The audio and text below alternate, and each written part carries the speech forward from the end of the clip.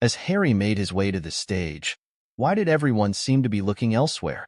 Were they giving Meghan the side-eye? No one seemed amused. They all recognized these two as frauds who don't deserve this recognition. Respect can't be bought, after all. The way Meghan tried to cling to Harry, hoping he'd take her with him on stage, was downright embarrassing. He didn't even lean in to kiss her or mention her in his speech. No wonder they left early and in separate cars. She was clearly expecting him to acknowledge her and bring her on stage to collect the award, then hand it over to him. With all her so-called involvement with Invictus, she probably felt she deserved to be up there sharing her stories, starting with Procter and Gamble. They are quite unpopular right now. It was obvious that Meghan tried to steal the spotlight, which upset many attendees. There's significant admiration for Mary Tillman in that audience, and most attendees likely agree with her. The majority were top athletes, while Harry, who buys awards and complains about his family, has little in common with them. Mary Tillman is highly respected, and when she spoke out, people listened. Most attendees worked hard to be there. This situation mirrors the Invictus Games, where Harry received recognition on someone else's efforts and money. Harry seemed scared, definitely not happy about receiving or buying this award.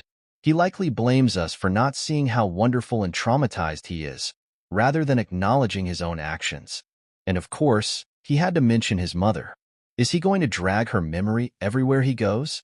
People were definitely side-eyeing Meghan, especially as she refused to let go of Harry when he got up to go on stage. She probably expected to be up there with him. I believe that was their plan, but Harry deviated from it.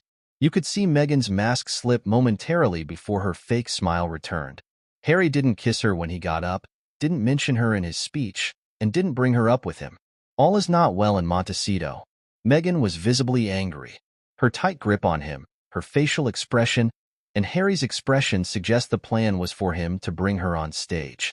Narcissists are frightening when they show their anger publicly. For once, Harry's common sense prevailed, and he realized how catastrophic it would be if she joined him on stage. She was ready to do it. How did he manage to shake her off? I'm surprised she didn't just follow him up there. She's never had an issue inserting herself where she isn't wanted. The guy with crossed arms was giving an incredible stink eye. Many attendees were visibly irritated by the production Harry and Meghan made of his undeserved award. Meghan always turns everything into a production to create the illusion of being a VIP, when in fact, the opposite is true. Accepting the Tillman Award was another blunder for Harry and his wife, but this one was particularly notable. Hopefully, this will deter them from buying meaningless trophies in the future. Meghan's pathological need to be seen as exceptional and to be praised everywhere will eventually be her downfall, one would hope. She is, after all, a nobody.